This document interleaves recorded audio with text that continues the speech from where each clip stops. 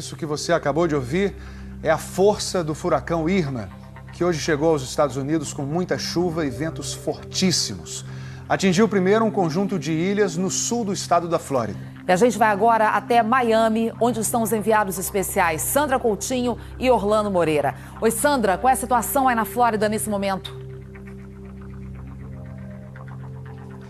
Boa noite para você, Ana Paula, para o Tadeu e para todo mundo. Olha, aqui em Miami já escureceu, mas o vento não dá tréguas. Por isso a gente fala aqui de dentro do hotel, porque as rajadas de vento são tão fortes que a gente não consegue nem ficar de pé ali fora. E a todo momento há pancadas de chuva torrencial. E olha, esse hotel é preparado especialmente para furacão. Você vê que a janela é feita de um material especial, ela não está coberta, é apenas o vidro, mas é um vidro especial, exatamente à prova de furacão. Tanto nós quanto a equipe da repórter Carolina Cimente e do repórter cinematográfico Anderson Gásio também estão abrigados nesse mesmo hotel, exatamente por essa razão.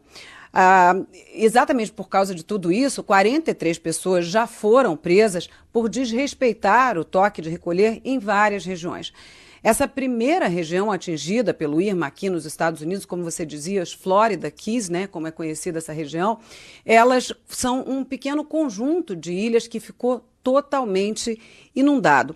Ao longo do dia, o Irma perdeu força. Por volta das 4 da tarde, tocou o solo numa região chamada Ilha Marco, no sudoeste aqui do estado da Flórida, e logo depois foi rebaixado para a categoria 2. Mesmo assim, continua provocando estragos por onde passa. 28 pessoas morreram no Caribe. Aqui na Flórida, 3 pessoas já morreram, todas em acidentes de carro. 36 milhões de pessoas, neste momento, sentem os efeitos do Irma. A gente vai acompanhar na reportagem dos enviados especiais Carolina Cimente e Anderson Gásio, que acompanharam a situação ao longo do dia. O olho do furacão Irma chegou com categoria 4 às Florida Keys, um arquipélago no extremo sul do estado, por volta das 10 da manhã, hora de Brasília. Esse meteorologista, na ilha de Sandal Bunch, se arriscou para tentar medir a velocidade do vento e marcou quase 200 km por hora.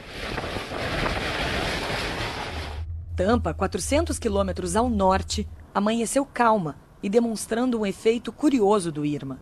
O mar sumiu. O furacão causou uma diferença de pressão atmosférica tão grande que fez algumas regiões em torno da tempestade ficarem com a maré muito baixa. Não foi o caso de Miami. A cidade ficou alagada. Parte da costa americana viu o nível do mar subir em mais de 5 metros. A maré, a chuva e o vento compõem o coquetel mortal que é um grande furacão como o Irma.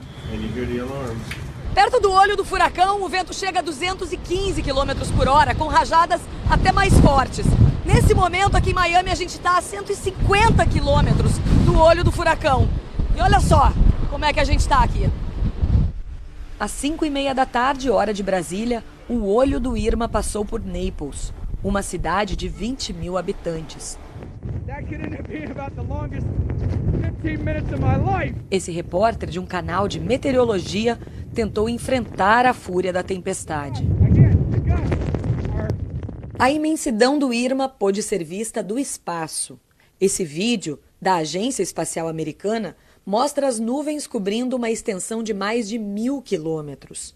Uma tormenta maior que a própria Flórida, um estado com 21 milhões de habitantes. Os estados da Geórgia, Carolina do Sul e Tennessee também correm o risco de enchente. Em Cuba, ontem, as ondas chegaram a 11 metros. O furacão atingiu o país na categoria máxima, 5. Na capital, Havana, os moradores foram resgatados de barco. Os ventos de 300 km por hora deixaram a ilha de Barbuda um paraíso tropical praticamente inabitável. A ilha de São Martinho, que é parte território francês e parte holandês, também ficou quase toda arrasada. Essa encosta nas Ilhas Virgens Britânicas ficou parecendo alvo de um bombardeio. A ONU estimou que 37 milhões de pessoas, praticamente toda a população do Caribe, sofreram o impacto de um dos maiores furacões já registrados na história. Olha, aqui neste momento, 3 milhões de casas e lojas da Flórida estão sem energia elétrica, inclusive aqui o nosso hotel, que só está funcionando à base de gerador, mas isso com luz apenas nas áreas comuns. Não tem luz nos quartos, os elevadores não estão funcionando, os ar-condicionados não estão funcionando, apesar de ter muito vento e muita chuva lá fora, está muito calor. Aqui na Flórida, 6,5 milhões de pessoas foram retiradas das casas aqui na Flórida, a maior retirada obrigatória da história do estado. Na Geórgia, 540 mil pessoas também já receberam ordem para deixar as casas e 125 mil pessoas estão, nesse momento, em abrigos. Eu acompanhei como alguns brasileiros que moram aqui na Flórida se prepararam para a chegada do Irma. Enquanto Irma despejava sua fúria por onde passava, em terra nós encontramos histórias de solidariedade. Eu estou aqui na casa da Fernanda, que mora aqui em Miramar, só ela, o marido e os 2 cachorros. Mas por causa do furacão, ela decidiu receber mais 5 pessoas. A Josi, a Juliane, a Liz, de 6 meses, a Rosângela, que é a sogra dela. Olha, aqui na cozinha tem mais gente. O Vitor, que é o dono da casa, né, marido da Fernanda, e o Jerônimo. Eles protegeram as janelas com placas de alumínio. Na garagem, o gerador emprestado e combustível, para manter pelo menos o micro-ondas, o ventilador e algumas luzes funcionando. Aqui a gente tem um pouquinho de tudo, né? Porque eles mandam ter água, tem bastante água aqui que a gente está reciclando, bastante água aqui em garrafa. Nós temos aqui também uns 5 galões aqui. E aí tem pão, tem biscoito, tem chocolate. Quem mais pesou na decisão foi a pequena Liz. Ela é filha da Juliane, que mora em Goiânia. E quando marcou a visita à irmã, não podia imaginar que um furacão também estava a caminho da Flórida. A princípio eu estava amando a viagem, né? Agora, na verdade, eu tô com um pouco de medo. Mesmo longe de casa, a Lívia e a Isa também estenderam a mão. Ouviram, por acaso, o desespero do Mauro, que veio passar férias em Miami com a família e ficou sem hotel justamente na noite que o furacão ia passar, depois que o voo dele foi cancelado. Na hora, ofereceram dividir o quarto com a família. Ao ver as pessoas com tanta aflição de não ter um teto, então a compaixão vem rapidamente, né? A solidariedade. Se não fosse a solidariedade de outras brasileiras encontraram a gente que conseguiram vir para cá e conseguiram um quarto, e oferecer um quarto para a gente ficar, eu ia ter que ir para um abrigo. Hello guys, eu sou a Manu. Na internet, os vídeos dessa fofura de 10 anos foram o jeito que a mãe dela encontrou para tranquilizar a família em São Paulo. Eu acho que ela conta até de uma maneira mais positiva, porque mostrava que ela estava ali sorrindo, com uma cara alegre. A família da Manu saiu de casa em Miami e dirigiu até Orlando. No caminho, encontrou supermercados vazios. A gente já tá há 6 horas. A gente entrou no carro às 4h50 e são 11 horas. Yay! De Orlando, a família ainda pegou um avião para Washington para ficar bem longe do furacão. Além da Manu, outros brasileiros registraram pelo celular como foi enfrentar o Irma. A gente está a 140 quilômetros do olho do furacão, Irma. Acabou de passar um tornado agora há pouco aqui. A gente está dentro de casa e vendo a Irma passar. Está parecendo um rio mesmo. Gente, o barulho é apavorante, parece um filme de terror.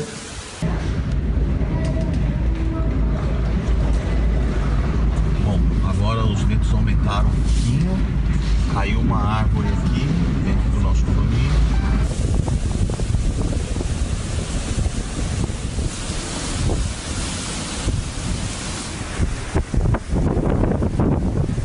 A qualquer momento a gente deve ficar sem luz, a luz já está começando a falhar. Estamos aqui sem luz, acabou a luz de vez. Estamos na luz de lanterna e o furacão está passando bem forte agora, muito barulho. O problema começou agora então a aumentar. O vento, a noite toda foi muito vento, muito forte.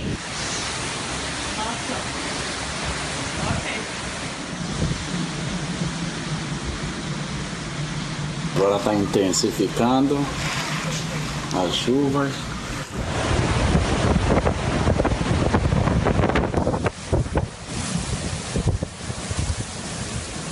Uma rua que geralmente sempre está cheia, né? Você vê que está praticamente vazia, ninguém nas ruas. Encontrei mais um lugar, um único posto aqui por enquanto que encontrei, mas você pode ver que as coisas estão vazias aqui atrás, muita gente tentando pegar aqui o que consegue. Estou filmando dentro da garagem do meu prédio. O vento está muito forte, a água está ficando por todo lado. São ventos de 90 a 120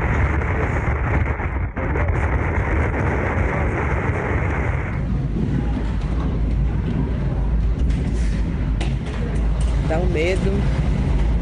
2 furacões de alta intensidade em menos de uma semana. 3 furacões ao mesmo tempo no Oceano Atlântico. Isso é culpa do aquecimento global?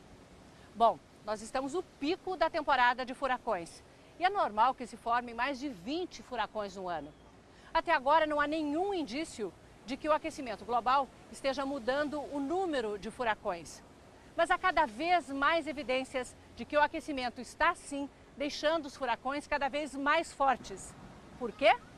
Porque o principal combustível para um furacão é a água do mar mais quente. Desde a Revolução Industrial, quando começamos a usar carvão, petróleo, os combustíveis fósseis que provocam o aquecimento global, o planeta já está 1 grau mais quente. Só que isso é a média. Em alguns lugares, esquenta mais. Para se formar um furacão, é preciso que a superfície do oceano esteja em quase 28 graus. É bem quente. Bem mais do que as praias do Nordeste, com água a 23 graus. Mesmo a temperatura das do Rio no ano passado, quando tivemos alguns dias de Caribe, até com cardumes de sardinhas dando espetáculo. A receita para formar um furacão se completa com alta umidade no ar e ventos de direção contrária que se encontram. Os furacões do Atlântico começam como tempestades no norte da África e sempre vão na direção oeste. Conforme avançam sobre o oceano, vão se juntando e sugando o calor da água. Mais vapor se forma, aumenta a umidade, que por sua vez alimenta o furacão. Ele perde força se encontra água fria ou terra. Essa imagem de satélite mostra como, depois de sugar a energia do calor, o furacão deixa um rastro de água mais fria. Quanto mais calor, mais água se concentra no furacão. A água quente do Caribe é para o furacão como gasolina para o fogo. A cada grau a mais na água, aumenta em 7% a umidade do ar. O Harvey, que atingiu a cidade de Houston, no Texas, derramou 1,30 m de água em apenas uma semana. Isso é quase o que chove na cidade de São Paulo num ano inteiro. A chance de ter uma tempestade com tanta água quanto o Harvey é de 0,2%. Ou seja, 1 a cada 500 anos. E agora vemos 3 furacões ao mesmo tempo. Um deles, o Irma, um dos mais fortes já registrados. A categoria 5, a mais alta, começa com ventos de 250 km por hora. O Irma arrasou ilhas inteiras no seu caminho com ventos de quase 300 km por hora. Perdeu força ao chegar à costa americana, mas continua extremamente perigoso, capaz de causar destruição a mais de 100 km do seu centro, o olho do furacão. Tudo isso é coincidência? Para os cientistas, é consequência. Novos estudos mostram que a intensidade dos furacões está aumentando nos últimos 30 anos, junto com o aumento da temperatura do planeta. É a realidade confirmando as previsões. A conta do aquecimento já chegou.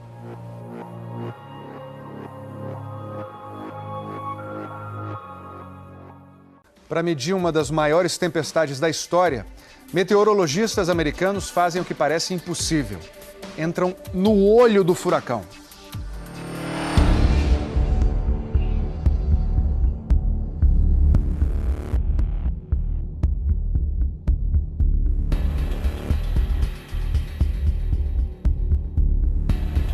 Essa equipe se prepara para uma operação arriscada. São pilotos e cientistas do governo americano que estudam furacões. Só que o trabalho deles não é feito à distância, mas sim de dentro da tempestade.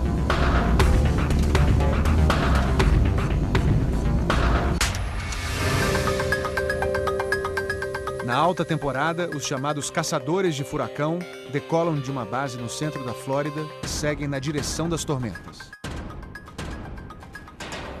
Nos últimos dias, o destino foi o Irma. No canto direito da tela está o tenente Robert Mitchell, piloto experiente nessas missões. A gente usa uma aeronave militar dos anos 50, feita para ser muito robusta. Os motores são turbo-hélice, que aguentam bem as turbulências e os ventos fortes. Os 2 aviões do Centro Nacional de Furacões têm voado todo dia para coletar informações em tempo real. Cada avião é equipado com 3 radares, um no bico, outro na parte de baixo e o terceiro na traseira. Além disso, carrega vários cilindros que servem como pequenos laboratórios voadores. Eles são lançados pela parte inferior do avião e abrem um paraquedas. Cada um carrega um sensor que capta e transmite dados como temperatura, umidade e velocidade dos ventos. É um instrumento descartável. Quando chega na água, afunda e acabou. Mas tem uma função fundamental, porque seria muito arriscado para nós chegar tão próximo do mar. Os pilotos são militares e recebem treinamento para voar em condições climáticas extremas. Além deles, há sempre a bordo uma equipe técnica e um meteorologista. O meteorologista, que chamamos de diretor do voo, vai nos guiando para que a gente possa navegar com segurança na tempestade. Eles são os especialistas. A gente apenas dirige um ônibus grande. E é com esse time que vamos agora para o olho do furacão.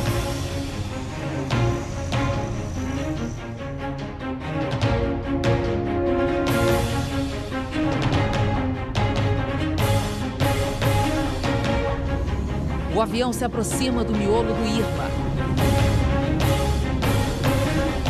e cruza o poderoso paredão de nuvens.